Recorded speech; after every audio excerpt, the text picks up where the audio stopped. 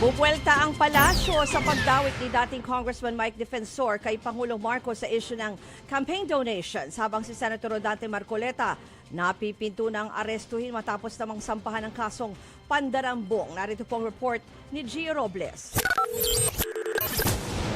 Oras na maglapas ng arrest warrant ang Sandigan Bayan. Handa na raw ang PNP-CIDG na arestuhin si Senator Rodante Marcoleta. Kaugnayan ng kasong plunder o pandarambong na isinampa ng ombudsman sa senador. Rest assured, again, I saw the statement made by the CIDG through the NCR chief ng CIDG. The PNP stands ready to execute any lawful order from the court. Pero kung mataon daw na nasa Senate premises si Marcoleta, makikipag-ugnayan daw muna ang PNP sa Senado bago sa arestuhin. Una nang sinabi ni Marcoleta na handa siyang makulong. Nakahanda po akong magpakulong. Kung kinakailangang maaresto po ako, wala pong problema. 3 counts ng plunder ang isinampa laban kay Marcoleta. Bukod pa yan sa kasong paglabag sa Presidential Decree 46 o pagtanggap ng regalo ng isang public official mula sa pribadong individual. Nag-ugat ang mga kaso sa 75 million pesos na campaign donation na tinanggap ng senador noong 2025 elections. Batay sa donors tax returns, 30 million pesos ang tinanggap ni Marcoleta mula sa dating kongresistang si Mike Defensor. 25 million ang galing sa isang Joseph Espiritu at 20 million naman sa isang Aristotol Viray. Kasama rin sila sa kinasuhan ng plunder.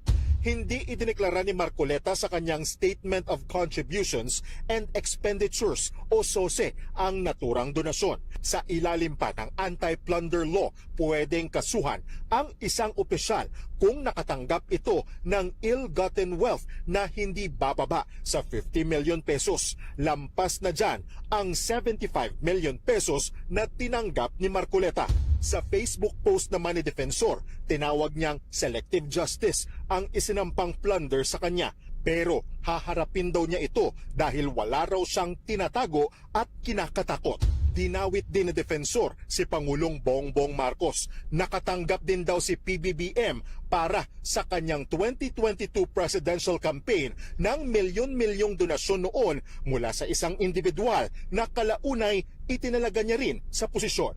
Buwelta naman ng palasyo, private citizen pa niyan si PBBM. Naisip po ba niya na at the time na tumakbo ang Pangulong Marcos Jr., siya ay pribado, private citizen.